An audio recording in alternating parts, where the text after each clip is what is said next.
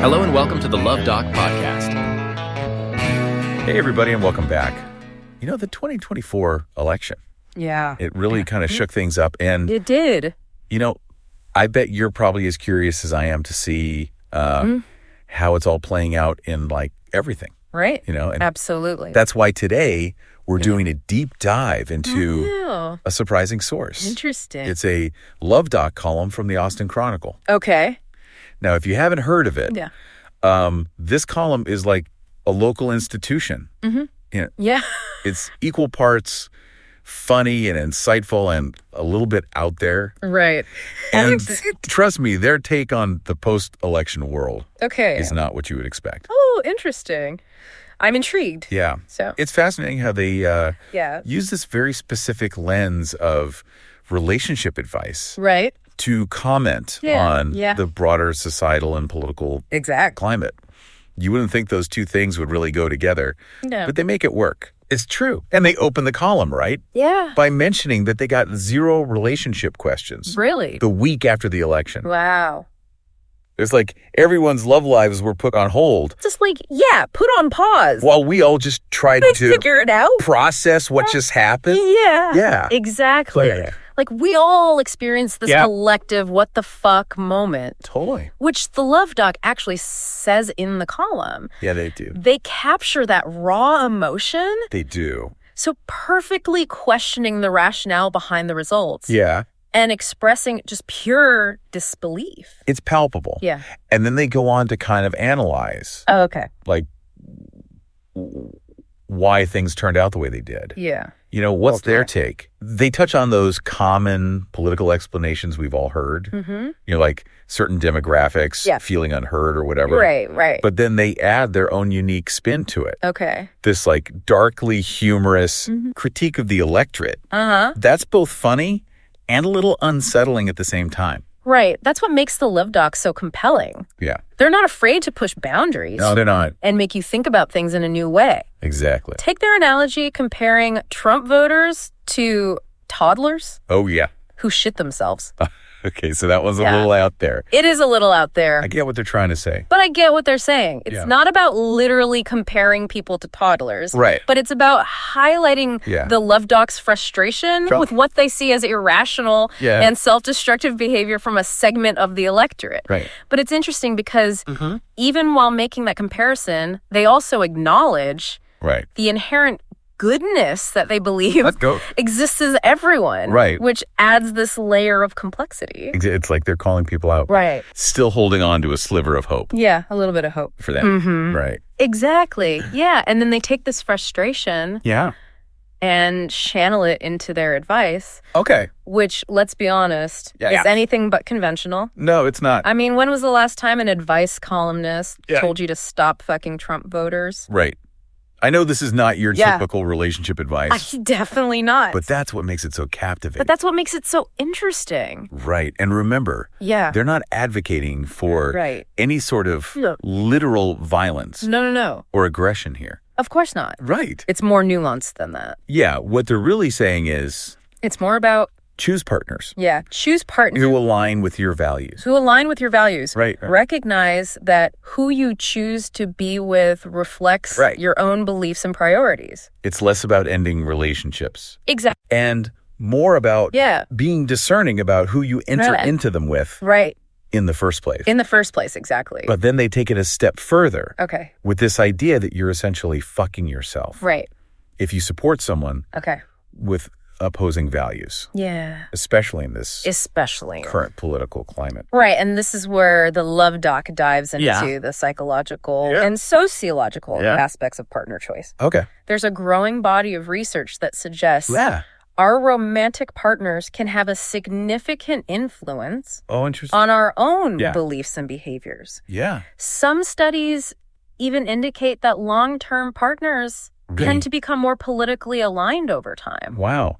So choosing someone who shares your values. So it's not just about Yeah. avoiding arguments over dinner. Right. It could actually shape your entire worldview. That's wild. It is. Yeah. And the Luv Doc argues that in a world where issues like reproductive rights, gender equality, and social justice are so hotly contested. They are. Compromising on those values in a relationship is essentially a form of self-sabotage. That's like you can't compartmentalize your political beliefs from your personal life. Exactly. And they're very specific. They are. About the qualities to look for in a partner. Right. They urge readers to find people who prioritize reproductive rights and respect intelligent, accomplished women. It's interesting because this advice, while presented in a humorous and provocative way, actually aligns with a lot of what relationship therapists and sociologists recommend. It's true. Finding partners who share your core values and who you feel safe and respected by. So the Luv Doc's advice, while unconventional, might actually hold some truth. But then ever the pragmatist.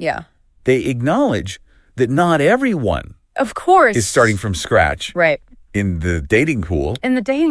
Right. Yeah. For those already in a relationship with a Trump voter, they suggest a redemption period.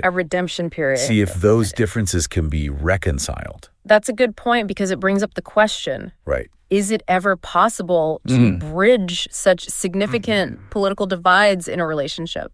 It's the question. Can love truly conquer all? A lot of people are dealing with. Or are some differences simply too fundamental to overcome? And the Luv Doc doesn't shy away from that question. No, they don't. They even go on to remind readers that their advice applies to both men and women. Right. Pointing out that, a significant percentage of women voters also chose Trump. It's a crucial point because it challenges the assumption that this is solely a gender-based issue. Right. It highlights the fact that political divides can cut across all demographics. Right. And that choosing partners based on shared values is something everyone should consider. I agree. Regardless of their gender. And then just when you think they've covered it all, they drop this biblical reference. The story of Onan from the book of Genesis. Yes. The Onan reference. Classic Luv Doc. Shocking, hilarious, and thought-provoking. All at the same time. You know what they're basically saying is it's better to spill your seed on the ground. Better to spill it. Than risk it. Creating more Trump voters. Right. It's a bold statement. And it definitely pushes the boundaries of what's considered acceptable. Yeah, it does. In an advice column. For sure.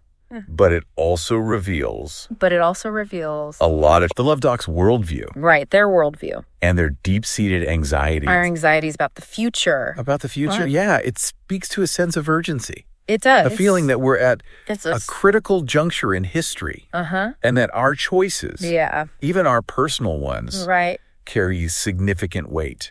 It's true. And this is just the beginning, folks. This is just the beginning. We're about to dive even deeper. We're going deeper. Into the Luv Doc's wisdom. Exploring the implications of their advice. Yes. And whether it's truly a path to a more harmonious future, or simply a recipe. Or is it just a recipe? For further division. For more division. We'll see. You know what's so striking about the Luv Doc's advice? Is how they connect these, personal choices. Right. Like who we date. Yeah. To these, massive societal issues. Totally. It's like they're saying... Our romantic decisions aren't just about... our own happiness anymore. No. It's their political statements. Yeah. They're political statements. Precisely. And that's a really provocative idea. It really is. Isn't it? It challenges us to think about the ripple effects of our choices. Right. Even in what we usually consider private matters. And it's not even just about who we do date. Yeah. It's also about who we choose not to date. Absolutely. The Luv Doc is advocating for a conscious uncoupling. Yes. So to speak. Okay, but hold on a second. Yeah. Doesn't this lead to kind of an echo chamber effect? That's a valid concern. If we only surround ourselves with people who already agree with us. Right. How do we ever have productive conversations or even, understand where the other side is coming from? The Luv Doc's approach definitely runs the risk of reinforcing existing divisions and shutting down dialogue. Yeah. But I think their point is less about completely isolating ourselves and more about being mindful of the influence our partners have on us. So it's not about writing off anyone who voted differently, but just being aware that those differing values could create friction or even conflict. Within the relationship. Exactly. And maybe it's not about grilling potential partners about their voting history on the first date, but rather paying attention to the subtle cues, the offhand comments, the things that reveal their core beliefs. It's about recognizing that our personal choices contribute to a larger social fabric. Precisely. And in a world where political polarization feels so intense,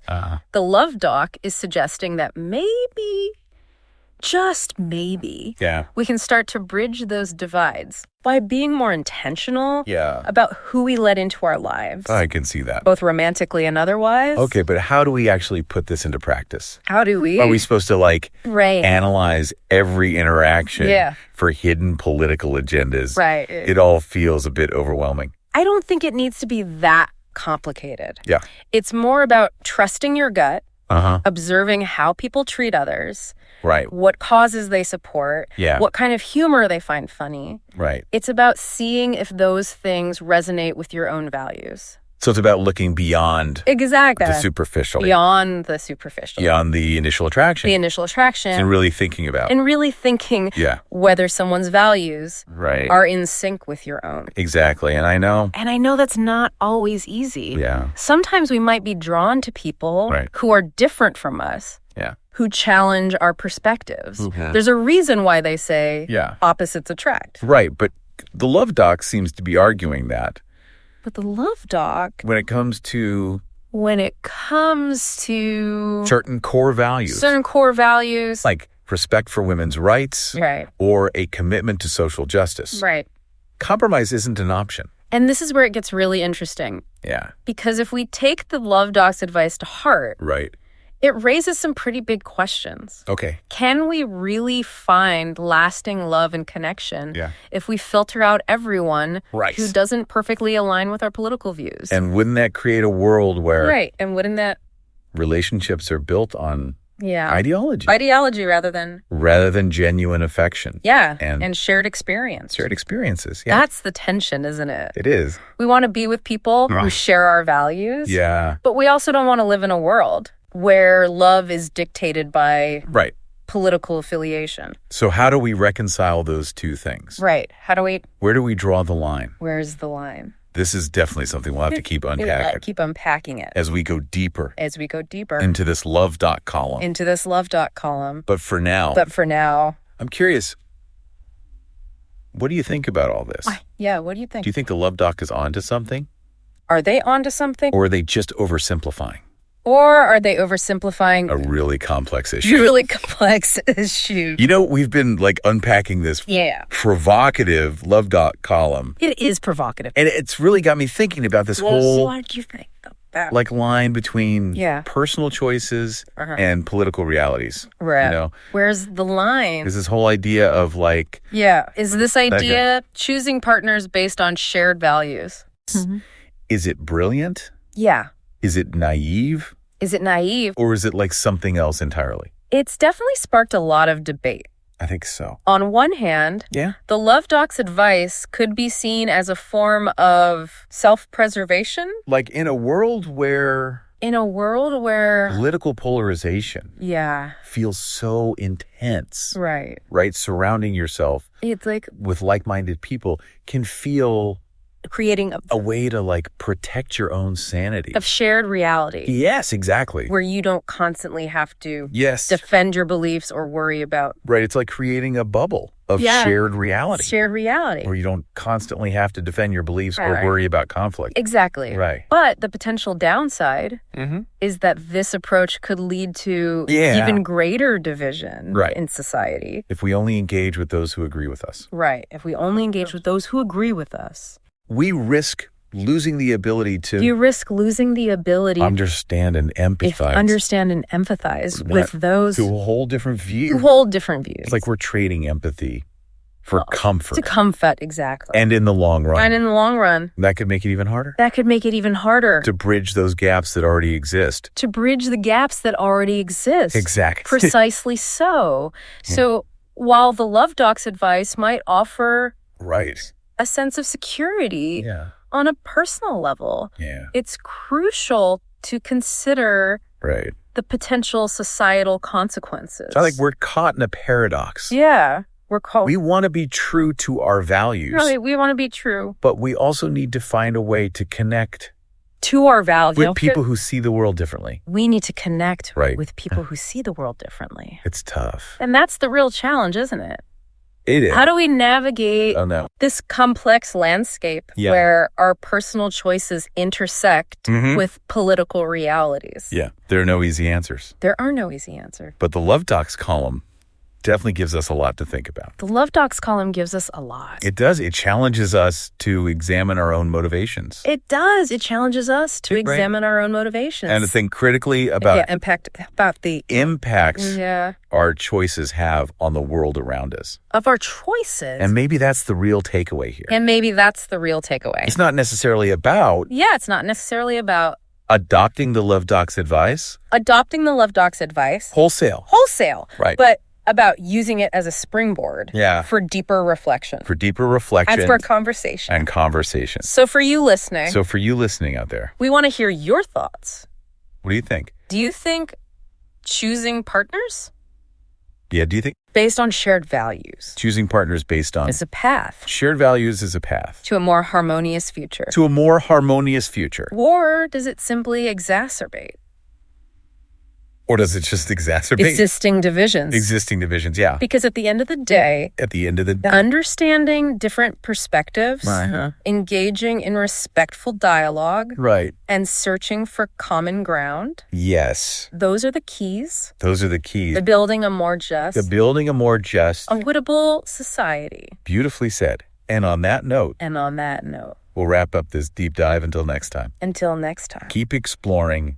Keep questioning, and keep those brains buzzing. To